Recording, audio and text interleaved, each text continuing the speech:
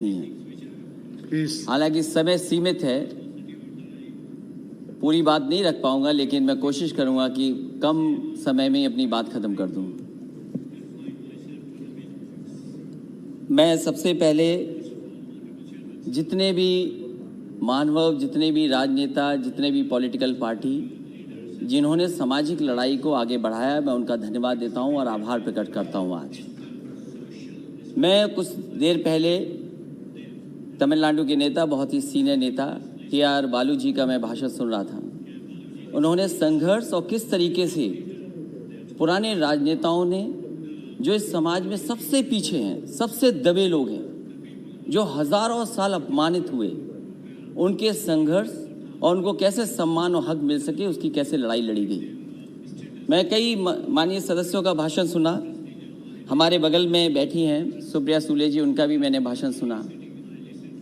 वो कह रही कि सरकार से वो कंफ्यूज हैं, क्योंकि सरकार के एक माननीय सदस्य कुछ कहते हैं, दूसरे माननीय सदस्य कुछ कहते हैं। ये तो सदन की बात है सभापति महोदय, लेकिन अगर हम सत्ता पक्ष में बैठे लोगों की बातें सुने और उनका आकलन करें, अगर देश को सबसे ज्यादा किसी ने गुमराह किया है तो वो भारतीय जनता पार्टी ने पिछड़ों को, दलितों को सबसे ज्यादा गुमराह करने का काम किया।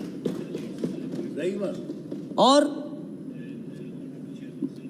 सभापति महोदय, नियत साफ हो तब हम उम्मीद करेंगे कि आरक्षण बचेगा। हम तो सरकार चलती देख रहे हैं उत्तर प्रदेश में। क्या सरकार वो भारतीय जनता पार्टी की नहीं है? क्या वो भारतीय जनता पार्टी के विचारधारा के लोग नहीं है?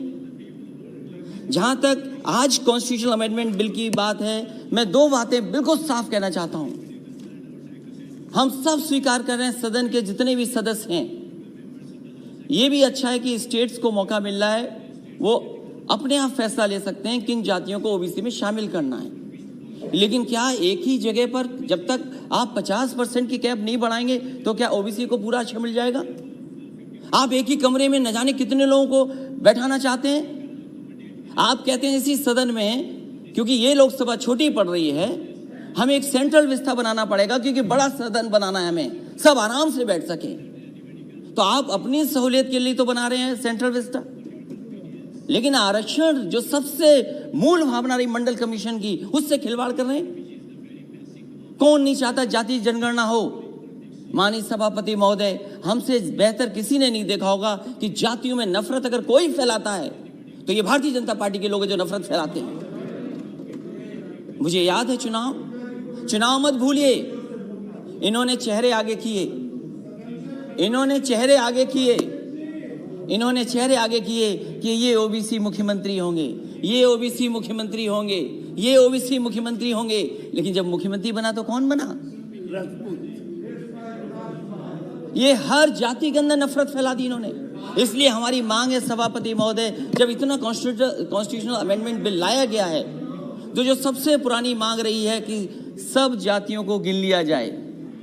आज भारत में सबसे बड़ा मुश्किल काम यह है कि हर जाति ये समझती है कि मैं आबादी में ज्यादा हूं। हर जाति को एक दूसरे से कंफ्यूजन पैदा किया हुआ है कि आप ज्यादा हैं जाति में, आपका हक छिन रहा है, आपको जो हक मिलना चाहिए वो नहीं मिल रहा है। तो सभापति मेरी मांग है, इस समय जब इतना बड़ा फैसला सरकार ले रही है और जब इनकी सरकारी पिछड़ों ने बनवाई है, तो जाति के आधार पर जो कास्ट सेंसस है, उसके जो आंकड़े हैं, कम से कम जारी होने चाहिए, क्योंकि सरकार ने हजारों करोड़ रुपया खर्च किया है। ये हमारे समाज की सच्चाई है कि जाति की सीमा के अंदर ही हम रह करके काम करते हैं, उस सीमा से बाहर नहीं निकल सकते। इसलिए जो सबसे बड़ी मांग हमारी है, एक तो आरक्षण की कैप बढ़ाई जाए, 50% से ऊपर किया जाए। वो सरकार स्वीकार करेगी कि नहीं करेगी? वहाँ के माननीय सदस्य जो पिछड़े और दलित बैठे हैं, वो शायद इस बात को मानते होंगे कि आरक्षण बढ़ना चाहिए। लेकिन अगर एक को पद मिल जाए, एक मंत्री बन जाए, 2 मंत्री बन जाए, शायद उससे पिछड़ों का भला नहीं होने वाला। भला तब होगा जब हम इस 50% की सीमा को और आगे बढ़ा दे, तब जाकर के हमें पिछड़ों का भला होगा। मंत्री बनने से भला नहीं होने जा रहा है। MP कितने भी आए हों हमारे, लेकिन अगली सरकार समाजवादी बनने जा रही है और आप अगर कास्ट सेंसस नहीं करोगे तो उत्तर प्रदेश में समाजवादी पार्टी कास्ट सेंसस करके दिखा देगी।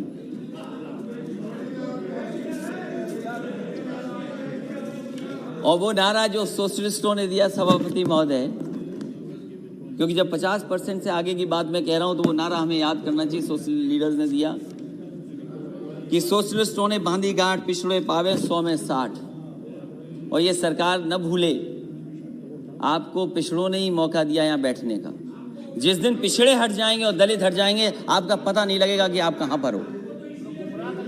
इसलिए सभापति महोदय, हमारी 2 ही मांगे हैं कम समय में। एक तो सीमा बढ़ाई जाए और दूसरा ओबीसी के कास्ट सेंसस के जो आंकड़े वो जारी किए हैं। बहुत बहुत धन्यवाद आपका। धन्यवाद धन्यवाद। सुरेश धनोरकर। कहने पर ही श्यामा प्रसाद मुखर्जी जी को उद्योग मंत्री